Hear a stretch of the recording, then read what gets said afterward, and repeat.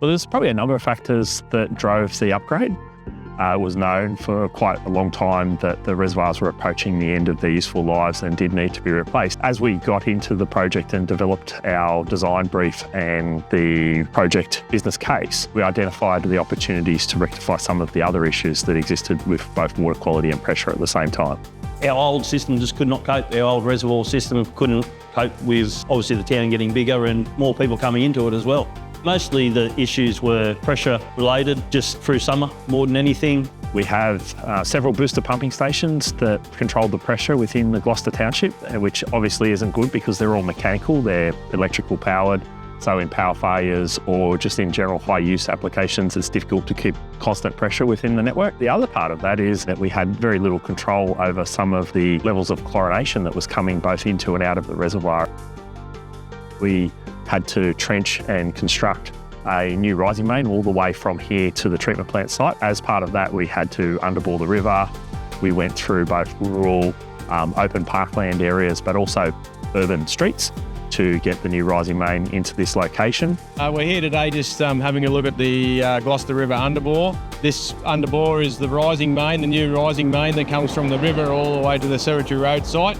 The underbore itself is roughly 330 metres long. At its lowest point, it's around 15, 17 metres below the water level of the river. So one of the biggest challenges we had during the project was an unforeseen one, and that was the impact of COVID on both our project on its construction timeframe, but more importantly on our contractor. They went into liquidation. The project stalled for almost 18 months, but ultimately we were able to secure a new head contractor, Air Constructions, to take over and complete the constructions. We were pretty excited because the contractor started on site and then within weeks they're pretty much out of the ground. And we're starting to see the first few pours of the new reservoir wall going ahead. Today marks a really important milestone in the Gloucester Reservoir project with the first filling of our high-level reservoir here behind me. The reservoir behind me will provide a better pressure solution to the higher levels of Gloucester, enabling us to decommission a couple of the pressure boosting pumping stations which are serving the community at the moment, but also providing that consistency of pressure, particularly for firefighting reasons, back into the community so that we service really good water supply to the industrial area and to those areas around the highest parts of Gloucester.